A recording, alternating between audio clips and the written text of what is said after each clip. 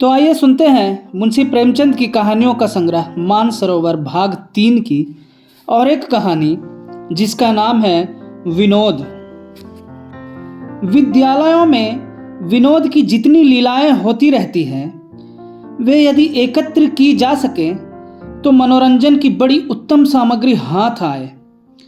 वहाँ अधिकांश छात्र जीवन की चिंताओं से मुक्त रहते हैं, कितने ही तो परीक्षाओं की चिंता से भी बरी रहते हैं। वहाँ मटर गश्त करने, गप्पे उड़ाने और हंसी मजाक करने के सिवा उन्हें कोई और काम नहीं रहता। उनका क्रियाशील उत्साह कभी विद्यालय के नाट्य मंच पर प्रकट होता है, कभी विशेष उत्सवों के अवसर पर। उनका शेष समय अपने मित्रों के मनोरंजन में व्यतीत होता है। वहाँ जहाँ किसी महाशय ने किसी विभाग में विशेष उत्साह दिखाया, क्रिकेट, हॉकी, फुटबॉल को छोड़कर, और वह विनोद का लक्ष्य बना। अगर कोई महाशय बड़े धर्मनिष्ठ हैं, संध्या और हवन में तत्पर रहते हैं, बिना नागा नमाजें अदा करते हैं, तो उन्हें हास्य का लक्ष्य बनने में देर नहीं लगती। अगर किसी को पुस्तकों से प्रेम है, कोई परीक्षा के लिए बड़े उत्साह से तैयारियां करता है, तो समझ लीजिए कि उसकी मिट्टी खराब करने के लिए कहीं न कहीं अवश्य षड्यंत्र रचा जा रहा है। सारांश यह है कि वहाँ निर्द्वंद, निरीह, खुले दिल आदमियों के लिए कोई बाधा नहीं। उनसे किसी को शिकायत नहीं होती, लेकिन मुल्लाओं और पंडितों की बड़ी दुर्गति होती है। महाशय चक्रधर इलाहाबाद के एक सुविख्यात विद्यालय के छात्र थे। एमए क्लास में दर्शन का अध्ययन करते थे, किंतु जैसा विद्वजनों का संभव होता है, हंसी दिल्लगी से कोसों दूर भागते थे, जातीयता के गर्व में चूर रहते थे, हिंदू आचार विचार की सरलता और पवित्रता पर मुग्ध थे। उन्हें नेकटाई, कॉलर, वास्कट आदि वस्त्रों से घृणा थी। सीधा सादा मोटा कुर्ता और चमरौध जूते पहनते, प्रातःकाल नियमित रूप से संध्या हवन करके मस्तक पर चंदन का तिलक भी लगाया करते थे। ब्रह्मचर्य के सिद्धांतों के अनुसार सिर घुटाते थे, किंतु लंबी चोटी रख छोड़ी थी। उनका कथन था कि चोटी रखने में प्राचीन आर्य ऋषियों ने अपनी सर्वज्ञता का प्रचंड परिचय दिया है। चोटी के द्वारा शरीर की अनावश्यक उष्णता बाहर निकल जाती है और विद्युत प्रवाह शरीर में प्रविष्ट होता है। इतना ही नहीं, शिखा को ऋषियों ने हिंदू जातीयता का मुख्य लक्षण घोषित किया है। भोजन सदैव अपने हाथ से बनाते थे, और वह भी बहुत सुपाच्य और सूक्ष्म। उनकी धारणा थी कि आहार का मनुष्य के नैतिक विकास पर विशेष प्रभाव पड़ता है। विजातीय वस्तुओं को है समझते थे, कभी क्रिकेट या हॉकी के पास न फटकते थे। पाश्चात्य सभ्यता के तो वह शत्रु ही थे। यहाँ तक कि अंग्रेजी लिखने बोलने में भी उन्हें संकोच होता था, जिसका परिणाम यह था कि उनकी अंग्रेजी कमजोर थी और वह उसमें सीधा सा पत्र भी मुश्किल से लिख सकते थे। अगर उनको कोई व्यसन था तो पान खाने का। इसके गुणों का समर्थन और वैदिक ग्रंथों से उसकी परिपुष्टि करते थे। विद्यालय के खिलाड़ियों को इतना धैर्य कहाँ कि ऐसा शिकार देखें और उस पर निशाना ना मारे। आपस में कानाफूसी होने लगी कि इस जंगली को सीधे रास्ते पर लाना चाहिए। कैसा पंडित बना फिरता है, किसी को कुछ समझता ही नहीं, अपने सिवा सभी को जातीय भाव से हीन समझता है। इसकी ऐसी मिट्टी पलीद करो कि सारा पाखंड भूल जाए। संयोग से अवसर भी अच्छा मिल गया। कॉलेज खुलने के थोड़े ही दिनों बाद एक एंग्लो इंडियन रमणी दर्शन के क्लास में सम्मिलित हुई। वह कवि कल्पित सभी उपमाओं की आगार थी। सेव का सा खिला हुआ रंग, सुकोमल शरीर, साहस छवि और उस पर मनोहर वेशभूषा। छात्रों को विनोद का मसाला हाथ लगा। लोग इतिहास और भाषा छोड़ छोड़कर दर्शन की कक्षा में प्रविष्ट होने लगे। सभी की आंखें उसी चंद्रमुखी की ओर चकोर की नाई लगी रहती थी। सब उसकी कृपा कटाक्ष के अभिलाषी थे। सभी उसकी मधुर वाणी सुनने के लिए लालायित थे। किंतु प्रकृति का जैसा नियम है, आचारशील हृदयों पर प्रेम का जादू जब चल जाता है तब वारा न्यारा करके ही छोड़ता है, और लोग तो आंखें ही सेंकने में मग्न रहा करते। किंतु पंडित चक्रधर प्रेम वेदना से विकल और सत्य अनुराग से उन्मत्त हो उठे। रमणी के मुख की ओर ताकते भी झेंपते थे कि कहीं किसी की निगाह न पड़ जाए। तो इस तिलक और शिखा पर फवतियां उड़ने लगे। जब अवसर पाते तो अत्यंत विनम्र, सचेष्ट, आतुर और अनुरक्त नेत्रों से देख लेते, किंतु आंखें चुराए हुए और सिर झुकाए हुए कि कहीं अपना पर्दा न खुल जाए, दीवारों से कानों को खबर ना हो जाए। मगर दाई से पेट कहाँ छिप सकता है। ताड़ने वाले ताड़ गए। यारों ने पंडित जी की मोहब्बत की निगाह पहचान ही ली। मुंह मांगी मुराद पाई, बाँछें खिल गई। दो महाशयों ने उनसे घनिष्ठता बढ़ानी शुरू कर दी। मैत्री को संगठित करने लगे। जब समझ गए कि इन पर हमारा विश्वास जम गया, शिकार पर वार करने का अवसर आ गया, तो एक रोज दोनों ने बैठकर लेडियों की शैली में पंडित जी के नाम एक पत्र लिखा। माय डियर चक्रधर, बहुत दिनों से विचार कर रही हूं कि आपको पत्र लिखूं, मगर इस भय से कि बिना परिचय से ऐसा साहस करना अनुचित होगा। अब तक जब्त करती रही, पर अब नहीं रहा जाता। आपने मुझ पर ना जाने क्या जादू कर दिया है कि एक क्षण के लिए भी आपकी सूरत आंखों से नहीं उतरती। आपकी सौम्य मूर्ति, प्रतिभाशाली मस्तक और साधारण पहनावा सदैव आंखों के सामने फिरा करता है। मुझे स्वभावतः आडंबर से घृणा है, पर यहाँ सभी को कृत्रिमता के रंग में डूबा पाती हूँ, जिसे देखिए मेरे प्रेम में अनुरक्त है, पर मैं उन प्रेमियों के मनोभावों से परिचित हूँ। वे सब के सब लंपट और सोहदे हैं। केवल आप एक ऐसे सज्जन हैं जिसके हृदय में मुझे सद्भाव और सदनुराग की झलक दिख पड़ती है।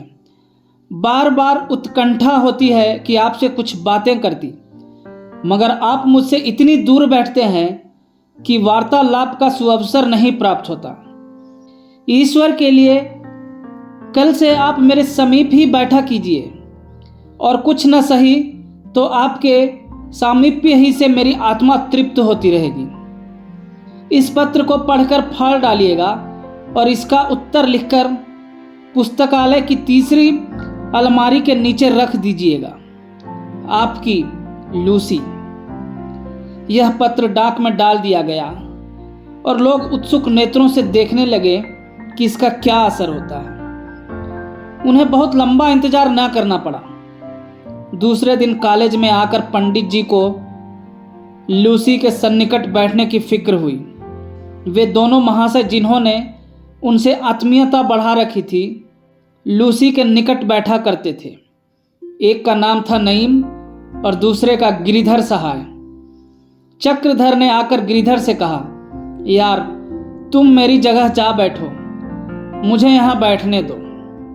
नईम, क्यों, आपको हसद होता है क्या?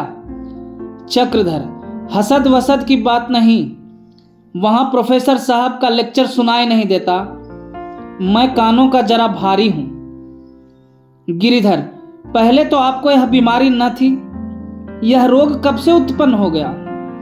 नईम, और फिर प्रोफेसर साहब तो यहां से और भी दूर हो जाएंगी जी। चक्रधर, दूर हो जाएंगे तो क्या, यहां अच्छा रहेगा।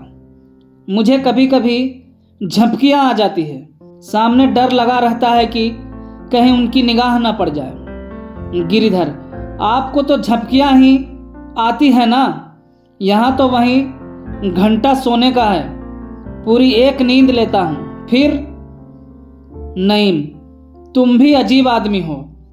जब दोस्त होकर एक बात कहते हैं तो उसको मानने में तुम्हें क्या ऐतराज। चुपके से दूसरी जगह जा बैठो।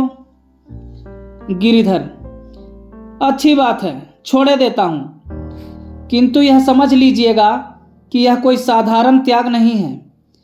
मैं अपने ऊपर बहुत जब्र कर रहा हूं। कोई दूसरा लाख रुपए भी देता तो जगह न छोड़ता। नईम, अरे भाई, यह जन्नत है, जन्नत। लेकिन दोस्त की खातिर भी तो है कोई चीज। चक्रधर ने कृतज्ञतापूर्ण दृष्टि से देखा और वहां जाकर बैठ गए। थोड़ी देर के बाद लूसी भी अपनी जगह पर बैठी। अब पंडित जी बार बार उसकी ओर सापेक्ष भाव से ताकते रहे कि वह कुछ बातचीत करे, और वह प्रोफेसर का भाषण सुनने में तन्मय हो रही। आपने समझा शायद लज्जावश नहीं बोलती। लज्जाशीलता रमणियों का सबसे सुंदर भूषण भी तो है। उसके डेस्क की ओर मुंह फेर फेर कर ताकने लगे। उसे इनके पान चबाने से शायद घृणा होती थी। बार बार मुंह दूसरी ओर फेर लेती। किंतु पंडित जी इतने सूक्ष्मदर्शी, इतने कुशाग्र बुद्धि न थे, इतने प्रसन्न थे मानो सातवें आसमान पर हैं। सबको उपेक्षा की दृष्टि से देखते थे, मानो प्रत्यक्ष रूप से कह रहे थे कि तुम्हें यह सौभाग्य कहाँ नसीब, मुझसा प्रतापी और कौन होगा। दिन तो गुजरा। संध्या समय पंडित जी नईम के कमरे में आए और बोले, यार, एक लेटर राइटर, पत्र व्यवहार शिक्षक की आवश्यकता है। किसका लेटर राइटर सबसे अच्छा है?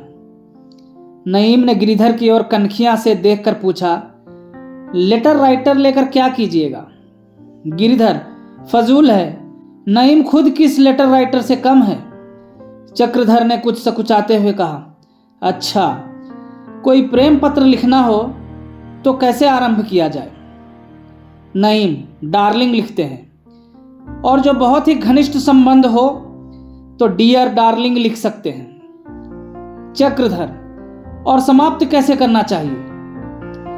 नईम, पूरा हाल बताइए तो खत ही ना लिख दें। चक्रधर, नहीं, आप इतना बता दीजिए, मैं लिख लूंगा। नईम, अगर बहुत प्यारा माशूक हो तो लिखिए योर डाइंग लवर, और अगर साधारण प्रेम हो तो लिख सकते हैं योर्स फॉर एवर।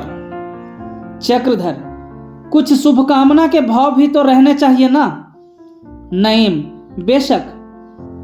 बिना आदाब के भी कोई खत होता है, और वह भी मोहब्बत का। मासूक के लिए आदाब लिखने में फकीरों की तरह दुआएं देनी चाहिए। आप लिख सकते हैं God give you ever lasting grace and beauty, या may you remain happy in love and lovely. Chakradhar, कागज पर लिख दो। गिरिधर ने एक पत्र के टुकड़े पर कई वाक्य लिख दिए। जब भोजन करके लौटे तो चक्रधर ने अपने किवाड़ बंद कर लिए और खूब बना बनाकर पत्र लिखा। अक्षर बिगड़ बिगड़ जाते थे, इसलिए कई बार लिखना पड़ा। कहीं पिछले पहर जाकर पत्र समाप्त हुआ, तब आपने उसे इत्र में बसाया। दूसरे दिन पुस्तकालय में निर्दिष्ट स्थान पर रख दिया। यार लोग तो ताक में थे ही। पत्र उड़ा लाए और खूब मजे ले लेकर पढ़ा। 3 दिन के बाद चक्रधर को फिर एक पत्र मिला। लिखा, माय डियर चक्रधर, तुम्हारी प्रेम पत्री मिली। बार बार पढ़ा, आंखों से लगाया, चुंबन लिया। कितनी मनोहर महक थी। ईश्वर से यही प्रार्थना है कि हमारा प्रेम भी ऐसा ही सुरभि सिंचित रहे। आपको शिकायत है कि मैं आपसे बातें क्यों नहीं करती? प्रिय, प्रेम बातों से नहीं, हृदय से होता है। जब मैं तुम्हारी ओर से मुंह फेर लेती हूं तो मेरे दिल पर क्या गुजरती है यह मैं ही जानती हूं। एक दबी हुई ज्वाला है जो अंदर ही अंदर मुझे भस्म कर रही है। आपको मालूम नहीं कितनी आंखें हमारी ओर एकटक ताकती रहती है। जरा भी संदेह हुआ और चीर वियोग की विपत्ति हमारे सिर पड़ी। इसलिए हमें बहुत ही सावधान रहना चाहिए। तुमसे एक याचना करती हूं, क्षमा करना। मैं तुम्हें अंग्रेजी पोशाक में देखने को बहुत उत्कंठित हो रही हूं। यूं तो तुम चाहे जो वस्त्र धारण करो, मेरी आंखों के तारे हो। विशेषकर तुम्हारा सादा कुर्ता मुझे बहुत ही सुंदर मालूम होता है। फिर भी बाल्यावस्था से जिन वस्त्रों को देखते चली आई हूं, उन पर विशेष अनुराग होना स्वाभाविक है। मुझे आशा है तुम निराश न करोगे। मैंने तुम्हारे लिए एक बास्केट बनाई है, उसे मेरे प्रेम का तुच्छ उपहार समझकर स्वीकार करो। तुम्हारी लूसी। पत्र के साथ एक छोटा सा पैकेट था। बास्केट उसी में बंद था।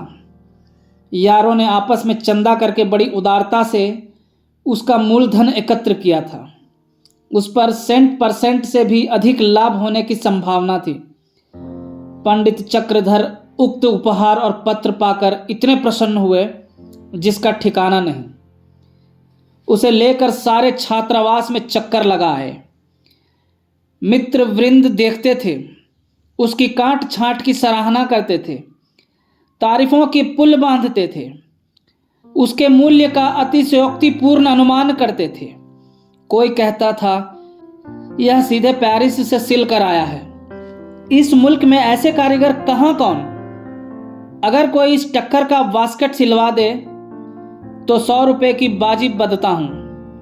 पर वास्तव में उसके कपड़े का रंग इतना गहरा था कि कोई सरुचि रखने वाला मनुष्य उसे पहनना पसंद ना करता। चक्रधर को लोगों ने पूर्व मुख करके खड़ा किया और फिर शुभ मुहूर्त में वह बास्केट उन्हें पहनाया। आप फूले ना समाते थे। कोई उधर से जाकर कहता, भाई तुम तो बिल्कुल पहचाने नहीं जाते, चोला ही बदल दिया, अपने वक्त के यूसुफ हो। यार क्यों ना हो, तभी तो यह ठाठ है। मुखड़ा कैसा दमकने लगा, मानो तपाया हुआ कुंदन है। अजी एक बास्केट पर यह जीवन है। कहीं पूरा अंग्रेजी सूट पहन लो तो ना जाने क्या गजब हो जाए। सारी मिसें लोटपोट हो जाए, गला छुड़ाना मुश्किल हो जाए। आखिर सलाह हुई कि उनके लिए एक अंग्रेजी सूट बनवाना चाहिए। इस कला के विशेषज्ञ उनके साथ गुट बांधकर सूट बनवाने चले। पंडित जी घर के संपन्न थे। एक अंग्रेजी दुकान से बहुमूल्य सूट लिया गया। रात को इसी उत्सव में गाना बजाना भी हुआ। दूसरे दिन 10 बजे लोगों ने पंडित जी को सूट पहनाया। आप अपनी उदासीनता दिखाने के लिए बोले, मुझे तो बिल्कुल अच्छा नहीं लगता।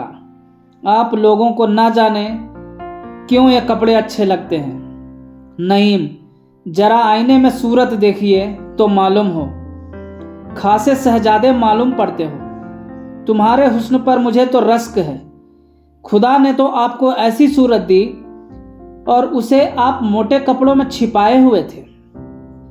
चक्रधर को नेक टाई बांधने का ज्ञान न था। बोले, भाई इसे तो ठीक कर दो। गिरिधर सहाय ने नेक टाई इतनी कसकर बांधी कि पंडित जी को सांस लेना भी मुश्किल हो गया। बोले, यार बहुत तंग है। गिरिधर, इसका फैशन ही यह है, हम क्यों करें। ढीली टाई ऐब में दाखिल है। नहीं, इन्होंने तो फिर भी बहुत ढीली रखी है। मैं तो और भी कसकर बांधता हूं। चक्रधर, अजी यहां तो दम घुट रहा है। और टाई का मनसा ही क्या है, इसलिए तो बांधी जाती है कि आदमी बहुत जोर जोर से सांस न ले सके। चक्रधर के प्राण संकट में थे। आंखें सजल हो रही थी, चेहरा सुर्ख हो गया था, मगर टाई को ढीला करने की हिम्मत ना पड़ती थी। इस सजधज से आप कॉलेज चले तो मित्रों का एक गोल सम्मान का भाव दिखाता आपके पीछे पीछे चला, मानो बारातियों का समूह है। एक दूसरे की तरफ ताकता और रुमाल मुंह में देकर हंसता था। मगर पंडित जी को क्या खबर, वह तो अपनी धुन में मस्त थे। अकड़ अकड़ कर चलते हुए आकर क्लास में बैठ गए। थोड़ी देर बाद लूसी भी आई। पंडित का यह वेश देखा तो चकित हो गई। उसके अधरों पर मुस्कान की एक अपूर्व रेखा अंकित हो गई। पंडित जी ने समझा यह उसके उल्लास का चिन्ह है। बार बार मुस्कुराकर उसकी ओर ताकने और रहस्यपूर्ण भाव से देखने लगे, किंतु वह लेस मात्र भी ध्यान न देती थी। पंडित जी की जीवनचर्या धर्मोत्साह और जातीय प्रेम में बड़े वेग से परिवर्तन होने लगे। सबसे पहले शिखा पर छुरा फिरा, अंग्रेजी फैशन के बाल कटवाए गए। लोगों ने कहा, यह क्या महाशय, आप तो फरमाते थे कि शिखा द्वारा विद्युत प्रवाह शरीर में प्रवेश करता है, अब वह किस मार्ग से जाएगा? पंडित जी ने दार्शनिक भाव से मुस्कुराकर कहा, मैं तुम लोगों को उल्लू बनाता था, क्या मैं इतना भी नहीं जानता कि यह सब पाखंड है? मुझे अंतःकरण से इस पर विश्वास ही कब था। आप लोगों को चकमा देना चाहता था। नहीं वल्लाह, आप एक ही झांसे बाज निकले। हम लोग आपको बछिया के ताऊ ही समझते थे, मगर आप तो आठों गांठ कुमैत निकले। चक्रधर देखता कि लोग कहते क्या हैं। शिखा के साथ साथ संध्या और हवन की भी इतिश्री हो गई। हवन कुंड कमरे में चारपाई के नीचे फेंक दिया गया। कुछ दिनों के बाद सिगरेट के जले हुए टुकड़े रखने का काम देने लगे। जिस आसन पर बैठकर हवन किया करते थे वहां पायदान बना। अब प्रतिदिन साबुन रगड़ते, बालों में कंघी करते और सिगार पीते।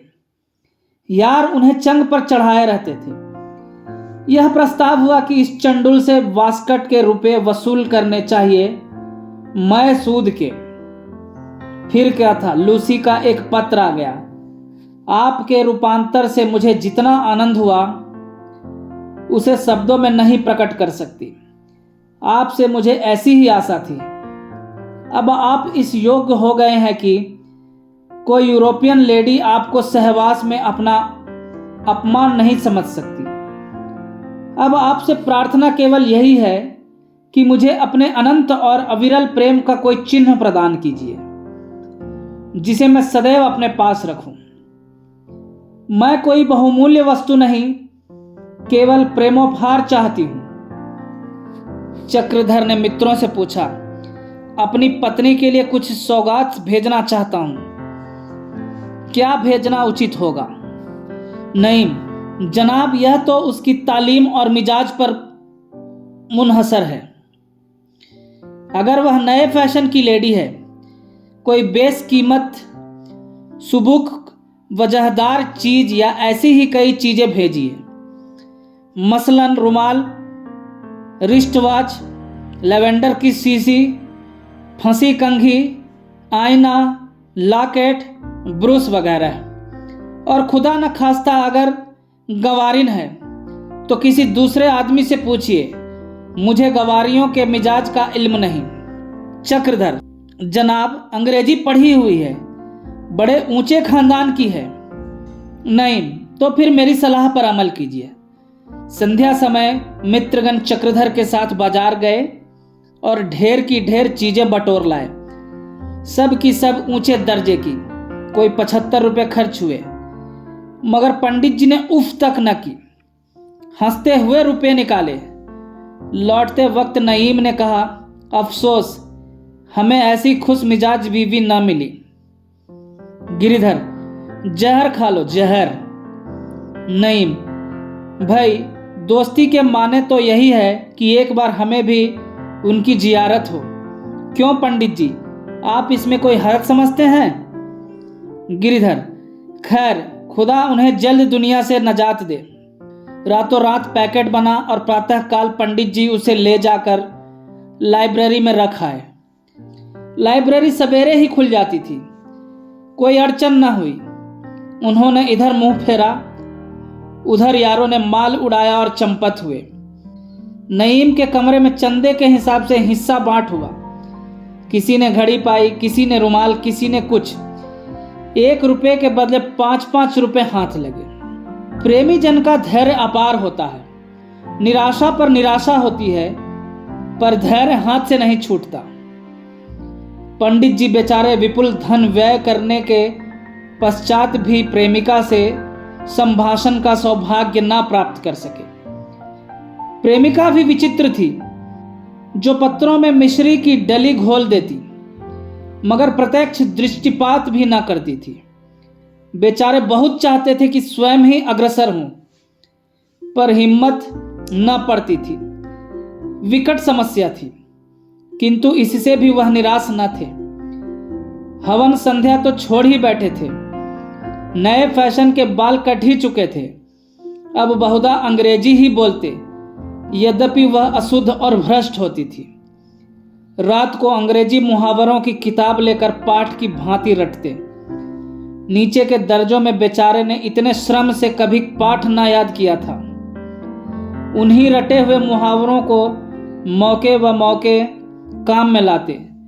दो चार लूसी के सामने भी अंग्रेजी बघारने लगे, जिससे उनकी योग्यता का पर्दा और भी खुल गया। किंतु दुष्टों को अब भी उन पर दया न आई। एक दिन चक्रधर के पास लूसी का पत्र पहुंचा, जिसमें बहुत अनुनय विनय के बाद यह इच्छा प्रकट की गई थी कि मैं भी आपको अंग्रेजी खेल खेलते देखना चाहती हूं। मैंने आपको कभी फुटबॉल या हॉकी खेलते नहीं देखा। अंग्रेज जेंटलमैन के लिए हॉकी, क्रिकेट आदि में सिद्ध हस्त होना परमावश्यक है। मुझे आशा है आप मेरी यह तुच्छ याचना स्वीकार करेंगे। अंग्रेजी वेशभूषा में, बोलचाल में, आचार व्यवहार में कॉलेज में अब आपका कोई प्रतियोगी नहीं रहा। मैं चाहती हूं कि खेल के मैदान में भी आपकी सर्वश्रेष्ठता सिद्ध हो जाए। कदाचित कभी आपको मेरे साथ लेडियों के सम्मुख खेलना पड़े, तो उस समय आपकी और आपसे ज़्यादा मेरी हेठी होगी। इसलिए टेनिस अवश्य खेलिए। 10 बजे पंडित जी को वह पत्र मिला। दोपहर को ज्यों ही विश्राम की घंटी बजी कि आपने नईम से जाकर कहा, यार जरा फुटबॉल निकाल दो। नईम फुटबॉल के कप्तान भी थे। मुस्कुरा कर बोले, खैर तो है, इस दोपहर में फुटबॉल लेकर क्या कीजिएगा? आप तो कभी मैदान की तरफ झांकते भी नहीं। आज इस जलती बलती धूप में फुटबॉल खेलने की धुन क्यों सवार है? चक्रधर, आपको इससे क्या मतलब? आप गेंद निकाल दीजिए, मैं गेंद में भी आप लोगों को नीचा दिखाऊंगा। नईम, जनाब कहीं चोट चपेट आ जाएगी, मुफ्त में परेशान होइएगा। हमारे ही सिर मरहम पट्टी का बोझ पड़ेगा। खुदा के लिए इस वक्त रहने दीजिए। चक्रधर, आखिर चोट तो मुझे लगेगी, आपका इससे क्या नुकसान होता है? आपको जरा सा गेंद निकाल देने में इतनी आपत्ति क्यों है? नईम ने गेंद निकाल दिया और पंडित जी उसी जलती हुई दोपहरी में अभ्यास करने लगे। बार बार गिरते थे, बार बार तालियां पड़ती थी, मगर वह अपनी धुन में ऐसे मस्त थे कि उसकी कुछ परवाह ही ना करते थे। इसी बीच में आपने लूसी को आते देख लिया और भी फूल गए। बार बार पैर चलाते थे, मगर निशाना खाली जाता था। पैर पड़ते भी तो गेंद पर कुछ असर ना होता था और लोग आकर गेंद को एक ठोकर में आसमान तक पहुंचा देते। तो आप कहते हैं मैं जोर से मारूं तो इससे भी ऊपर जाए, लेकिन फायदा क्या? लूसी 2-3 मिनट तक खड़ी उनकी बौखलाहट पर हंसती रही। आखिर नईम से बोली, वेल नईम, इस पंडित को क्या हो गया है? रोज एक न एक स्वांग भरा करता है। इसके दिमाग में खलल तो नहीं पड़ गया? नईम, मालूम तो कुछ ऐसा ही होता है। शाम को सब लोग छात्रालय में आए तो मित्रों ने जाकर पंडित जी को बधाई दी। यार हो बड़े खुश नसीब, हम लोग फुटबॉल को कॉलेज की चोटी तक पहुंचाते रहे, मगर किसी ने तारीफ न की। तुम्हारे खेल की सबने तारीफ की, खासकर लूसी ने।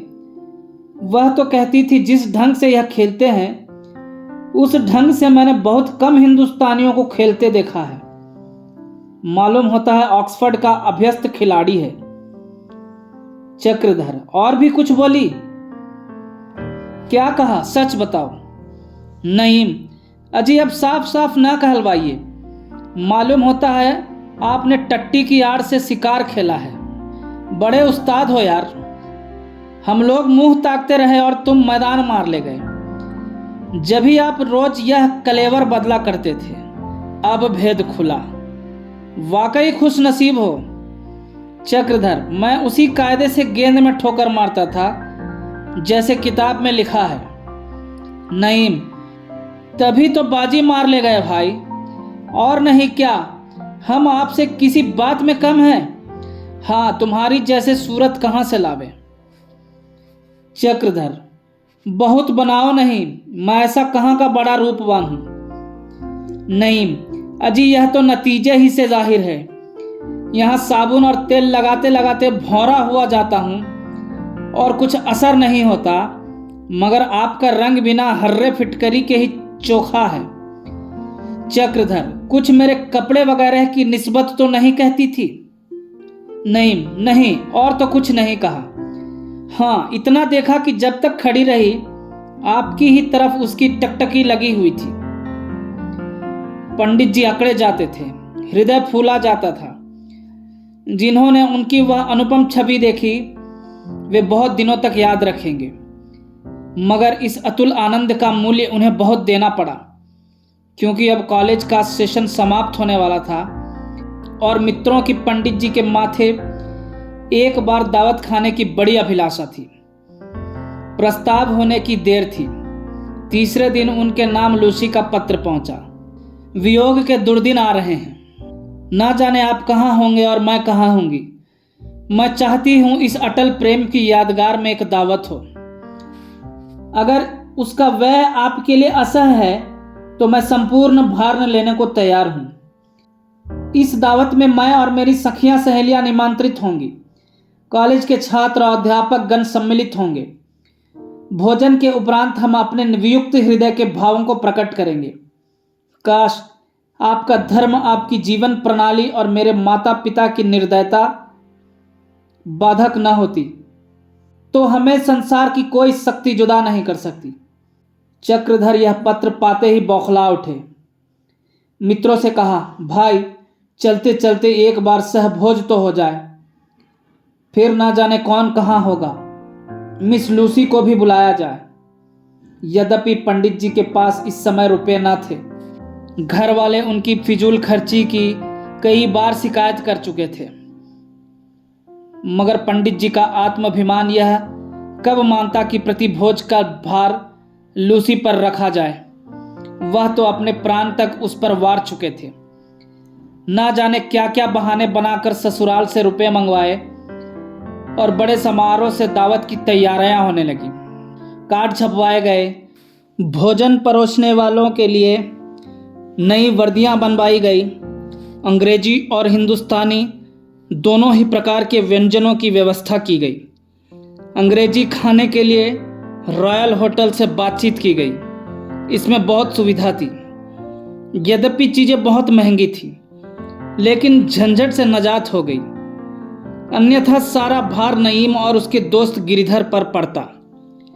हिंदुस्तानी भोजन के व्यवस्थापक गिरिधर हुए। पूरे 2 सप्ताह तक तैयारियां हुई थी। नईम और गिरिधर तो कॉलेज में केवल मनोरंजन के लिए थे। पढ़ना पढ़ाना तो उनको था ही नहीं। आमोद प्रमोद ही में समय व्यतीत किया करते थे। कभी सम्मेलन की भी ठहरी, कवि जनों के नाम बुलावे भेजे गए। सारांश यह कि बड़े पैमाने पर प्रतिभोज का प्रबंध किया गया और भोज हुआ भी विराट। विद्यालय के नौकरों ने पूरियां बेची। विद्यालय के इतिहास में वह भोज चिरस्मरणीय रहेगा। मित्रों ने खूब बढ़ बढ़ कर हाथ मारे। 2-3 मिसें भी खींच बुलाई गई। मिर्जा नईम लूसी को घेर घार कर ले ही आए। इसने भोजन को और भी रसमय बना दिया। किंतु शोक, महाशोक, इस भोज का परिणाम अभागे चक्रधर के लिए कल्याणकारी न हुआ। चलते चलते लज्जित और अपमानित होना पड़ा था। मित्रों की तो दिल लगी थी और उस बेचारे की जान पर बन रही थी। सोचे अब तो विदा होते ही है, फिर मुलाकात हो या ना हो, अब किस दिन के लिए सब्र करे। मन के प्रमोदगार को निकाल क्यों न ले, कलेजा चीर कर दिखा क्यों न दे।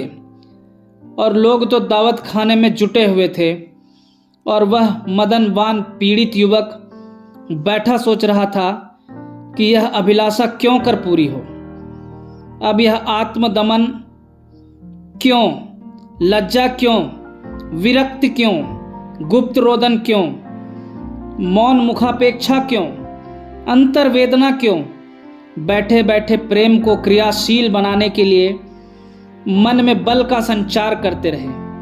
कभी देवताओं का स्मरण करते, कभी ईश्वर को अपनी भक्ति की याद दिलाते। अवसर की ताक में इस भांति बैठे थे जैसे बगुला मेढक की ताक में बैठता है। भोज समाप्त हो गया, पान इलायची बट चुकी, वियोग वार्ता हो चुकी। मिस लूसी अपनी श्रवण मधुर वाणी से हृदयों में हाहाकार मचा चुकी और भोजनशाला से निकलकर बाईसाइकिल पर बैठी।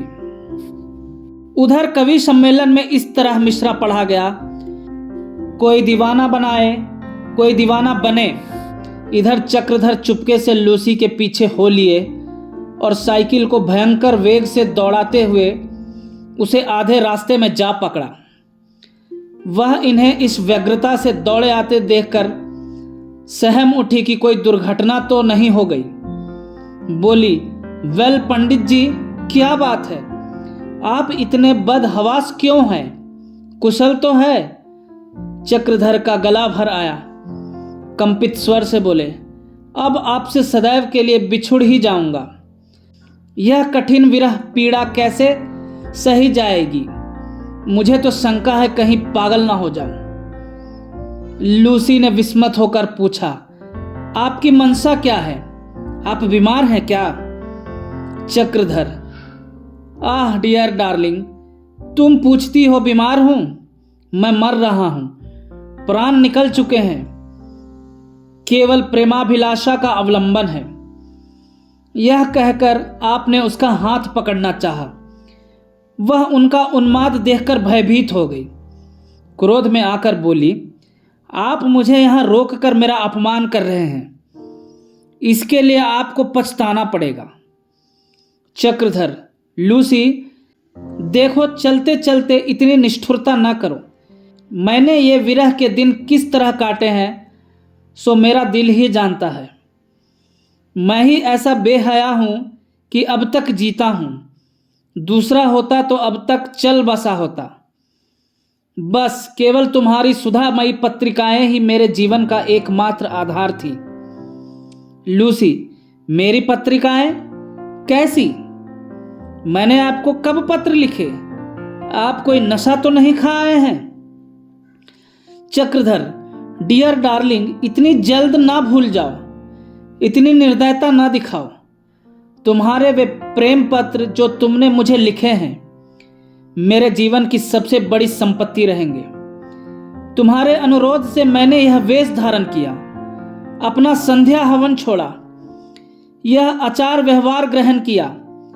देखो तो जरा मेरे हृदय पर हाथ रखकर कैसी धड़कन हो रही है। मालूम होता है बाहर निकल पड़ेगा। तुम्हारा यह कुटिल हास्य मेरे प्राण ही लेकर छोड़ेगा। मेरी अभिलाषाओं। लूसी, तुम भंग तो नहीं खा गए हो या किसी ने तुम्हें चकमा तो नहीं दिया है? मैं तुमको प्रेम पत्र लिखती? हाँ हाँ, जरा अपनी सूरत तो देखो, खासे बनेले सुअर मालूम होते हो। किंतु पंडित जी अभी तक यही समझ रहे थे कि यह मुझसे विनोद कर रही है। उसका हाथ पकड़ने की चेष्टा करके बोले, प्रिय, बहुत दिनों के बाद यह सुअवसर मिला है, अब ना भागने पाओगी। लूसी को अब क्रोध आ गया। उसने जोर से एक चांटा उनके लगाया और सिंहनी की भांति गरज कर बोली, यू ब्लडी, हट जा रास्ते से, नहीं तो अभी पुलिस को बुलाती हूं, रास्कल। पंडित जी चाटा खाकर चौंधिया गए। आंखों के सामने अंधेरा छा गया। मानसिक आघात पर यह शारीरिक वज्रपात, यह दुहरी विपत्ति। वह तो चांटा मारकर हवा हो गई और यह वहीं जमीन पर बैठकर इस संपूर्ण वृत्तांत की मन ही मन आलोचना करने लगे। चाटे ने बाहर की आंखें आंसुओं से भर दी थी, पर अंदर की आंखें खोल दी थी। कहीं कॉलेज के लौंडे ने तो यह शरारत नहीं की। अवश्य यही बात है। आह, पाजियों ने बड़ा चकमा दिया। तभी सब के सब मुझे देख देख कर हंसा करते थे। मैं भी कुछ कम अकल हूं, नहीं तो इनके हाथों टेसों क्यों बनता। बड़ा झांसा दिया, उम्र भर याद रहेगा।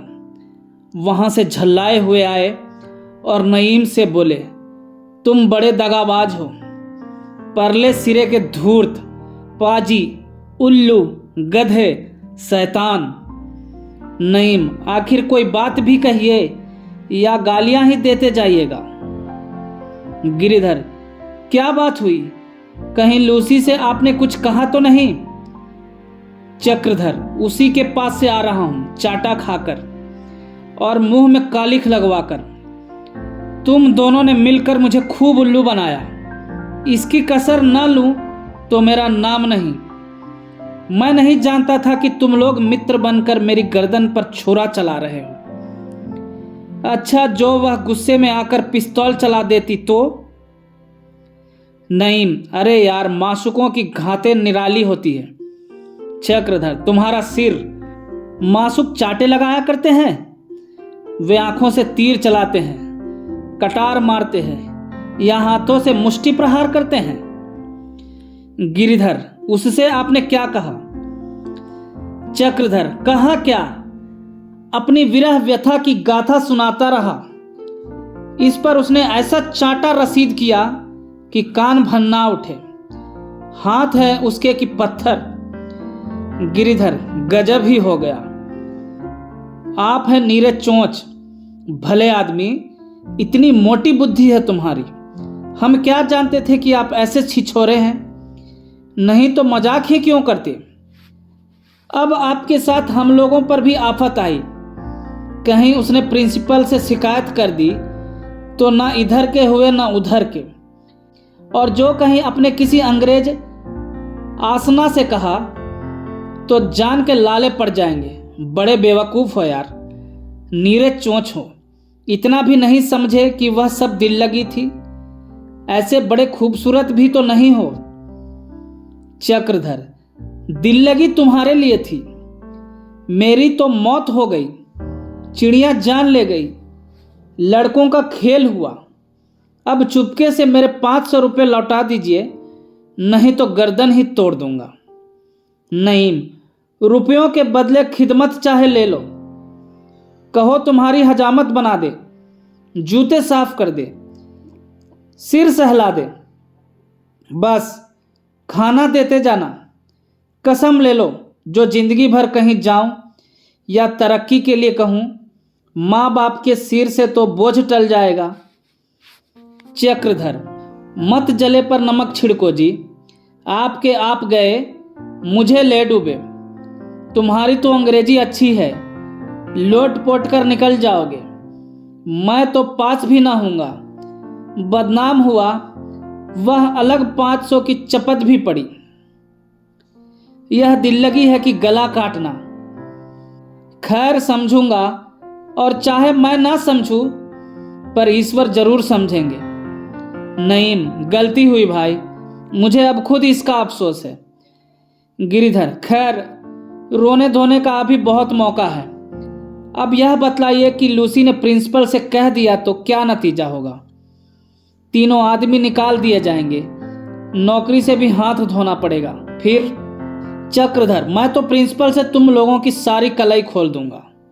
नईम, क्यों यार, दोस्त के यही माने हैं? चक्रधर, जी हाँ, आप जैसे दोस्तों की यही सजा है। उधर तो रात भर मुशायरे का बाजार गर्म रहा और इधर यह त्रिमूर्ति बैठी प्राण रक्षा के उपाय सोच रही थी। प्रिंसिपल के कानों तक बात पहुंची और आफत आई। अंग्रेज वाली बात है, ना जाने क्या कर बैठे। आखिर बहुत वाद विवाद के पश्चात यह निश्चित हुआ कि नईम और गिरिधर प्रातःकाल मिस लूसी के बंगले पर जाएं, उससे क्षमा याचना करें और इस अपमान के लिए वह जो प्रायश्चित कहे उसे स्वीकार करे। चक्रधर, मैं एक कौड़ी न दूंगा। नईम, ना देना भाई, हमारी जान तो है ना। गिरिधर, जान लेकर वह चाटेगी? पहले रुपये की फिक्र कर लो, वह बिना तावान लिए ना मानेगी। नईम, भाई चक्रधर, खुदा के लिए इस वक्त दिल ना छोटा करो, नहीं तो हम तीनों की मिट्टी खराब होगी। जो कुछ हुआ उसे माफ करो, अब फिर ऐसी खता ना होगी। चक्रधर, यही ना होगा, निकाल दिया जाऊंगा, दुकान खोल लूंगा, तुम्हारी मिट्टी खराब होगी, इस शरारत का मजा चखोगे। ओह, ऐसा चकमा दिया। बहुत खुशामद और चिरौरी के बाद देवता सीधे हुए। प्रातःकाल नईम लूसी के बंगले पर पहुंचे। वहां मालूम हुआ कि वह प्रिंसिपल के बंगले पर गई है। अब काटो तो बदन में लहू नहीं। या अली, तुम ही मुश्किल को आसान करने वाले हो, अब जान की खैर नहीं। प्रिंसिपल ने सुना तो कच्चा ही खा जाएगा, नमक तक न मांगेगा। इस कमबख्त पंडित की बदौलत अजाब में जान फंसी। इस बेहुदे को सूझी क्या, चला नाजनीन से इश्क जताने। वन विलास की सी तो आपकी सूरत है, और खपत यह कि यह माहरू मुझ पर रिझ गई। हमें भी अपने साथ डुबाए देता है। कहीं लूसी से रास्ते में मुलाकात हो गई तो शायद आरजू मिन्नत करने से मान जाए, लेकिन जो वहां पहुंच चुकी है तो फिर कोई उम्मीद नहीं। वह फिर पैरगाड़ी पर बैठे और बेतहासा प्रिंसिपल के बंगले की तरफ भागे। ऐसे तेज जा रहे थे मानो पीछे मौत आ रही है। जरा सी ठोकर लगती तो हड्डी पसली चूर चूर हो जाती, पर शोक, कहीं लूसी का पता नहीं। आधा रास्ता निकल गया और लूसी की गर्द तक न नजर आई। नैराश्य ने गति को मंद कर दिया। फिर हिम्मत करके चले। बंगले के द्वार पर भी मिल गई तो जान बच जाएगी। सहसा लूसी दिखाई दी। नईम ने पैरों को और भी तेज चलाना शुरू किया। वह प्रिंसिपल के बंगले के दरवाजे पर पहुंच चुकी थी। 1 सेकंड में वारा न्यारा होता था। नाव डूबती थी या पार जाती थी। हृदय उछल उछल कर कंठ तक आ रहा था। जोर से पुकारा, miss Turner, hello miss Turner, जरा ठहरो। लूसी ने पीछे फिर कर देखा। नईम को पहचान कर ठहर गई और बोली, मुझसे उस पंडित की सिफारिश करने तो नहीं आए हो? मैं प्रिंसिपल से उसकी शिकायत करने जा रही हूं। नईम, तो पहले मुझे और गिरिधर दोनों को गोली मार दो, फिर जाना। लूसी, बेहया लोगों पर गोली का असर नहीं होता। उसने मुझे बहुत इंसल्ट किया है। नईम, लूसी, तुम्हारे कसूरवार हम ही दोनों हैं। वह बेचारा पंडित तो हमारे हाथ का खिलौना था। सारी शरारत हम लोगों की थी, कसम तुम्हारे सिर की। लूसी, लुएन देन हिजल इवल। नईम, हम दोनों उसे दिल बहलाव का एक स्वांग बनाए हुए थे। इसकी हमें जरा भी खबर ना थी कि वह तुम्हें छेड़ने लगेगा। हम तो समझते थे कि उसमें इतनी हिम्मत ही नहीं है। खुदा के लिए माफ करो, वरना हम तीनों का खून तुम्हारी गर्दन पर होगा। लूसी, खैर, तुम कहते हो तो प्रिंसिपल से ना कहूंगी, लेकिन शर्त यह है कि पंडित मेरे सामने 20 मर्तबा कान पकड़कर उठे बैठे और मुझे कम से कम 200 रुपये तावान दे। नईम, लूसी, इतनी बेरहमी ना करो। यह समझो उस गरीब के दिल पर क्या गुजर रही होगी। काश अगर तुम इतनी हसीन ना होती। लूसी मुस्कुराकर बोली, खुशामद करना कोई तुमसे सीख ले। नईम, तो अब वापस चलो। लूसी, मेरी दोनों शर्तें मंजूर करते हो ना? नईम, तुम्हारी दूसरी शर्त तो हम सब मिलकर पूरी कर देंगे, लेकिन पहली शर्त सख्त है। बेचारा जहर खाकर मर जाएगा। हाँ, उसके एवज में मैं 50 दफा कान पकड़कर उठ बैठ सकता हूं। लूसी, तुम छटे हुए सोहदे हो, तुम्हें शर्म कहाँ? मैं उसी को सजा देना चाहती हूँ। बदमाश मेरा हाथ पकड़ना चाहता था। नहीं, जरा भी रहम ना करोगी? लूसी, नहीं, 100 बार नहीं। नईम लूसी को साथ लाए। पंडित के सामने दोनों शर्तें रखी गई तो बेचारा बिलबिला उठा। लूसी के पैरों पर गिर पड़ा और सिसक सिसक कर रोने लगा। नईम और गिरिधर भी अपने कुकृत्य पर लज्जित हुए। अंत में लूसी को दया आई। बोली, अच्छा, इन दोनों में से कोई एक शर्त मंजूर कर लो, मैं माफ कर दूंगी। लोगों को पूरा विश्वास था कि चक्रधर रुपए वाली ही शर्त स्वीकार करेंगे। लूसी के सामने वह कभी कान पकड़कर उठा बैठी न करेंगे। इसलिए जब चक्रधर ने कहा, मैं रुपये तो ना दूंगा, हाँ 20 की जगह 40 बार उठा बैठी कर लूंगा, तो सब लोग चकित हो गए। नईम ने कहा, यार क्यों हम लोगों को जलील करते हो, रुपये क्यों नहीं देते? चक्रधर, रुपये बहुत खर्च कर चुका, अब इस चुड़ैल के लिए कानी कौड़ी तो खर्च करूंगा नहीं, 200 बहुत होते हैं। इसने समझा होगा चलकर मजे से 200 रुपये मार लाऊंगी और गुलछर्रे उड़ाऊंगी। यह ना होगा। अब तक रुपये खर्च करके अपनी हंसी कराई है, अब बिना खर्च किए हंसी कराऊंगा। मेरे पैरों में दर्द हो बला से, सब लोग हंसे बला से, पर इसकी मुट्ठी तो ना गर्म होगी। यह कहकर चक्रधर ने कुर्ता उतार फेंका, धोती ऊपर चढ़ा ली और बरामदे से नीचे मैदान में उतरकर उठा बैठी करने लगे। मुखमंडल क्रोध से तमतमाता हुआ था, पर वह बैठके लगाए जाते थे। मालूम होता था कोई पहलवान अपना कर्तव्य दिखा रहा है। पंडित ने अगर बुद्धिमत्ता का कभी परिचय दिया तो इसी अवसर पर।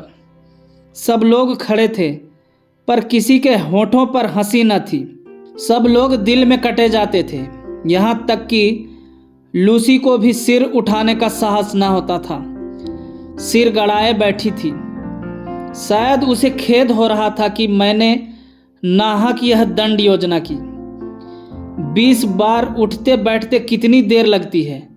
पंडित ने खूब उच्च स्वर से गिन गिन कर 20 की संख्या पूरी की और गर्व से सिर उठाए अपने कमरे में चले गए। लूसी ने उन्हें अपमानित करना चाहा था, उल्टे उसी का अपमान हो गया। इस दुर्घटना के पश्चात 1 सप्ताह तक कॉलेज खुला रहा, किंतु पंडित जी को किसी ने हंसते नहीं देखा। वह विमन और विरक्त भाव से अपने कमरे में बैठे रहते थे। लूसी का नाम जवान पर आते झल्ला पड़ते थे। इस साल की परीक्षा में पंडित जी फेल हो गए, पर इस कॉलेज में फिर न आए। शायद अलीगढ़ चले गए। धन्यवाद।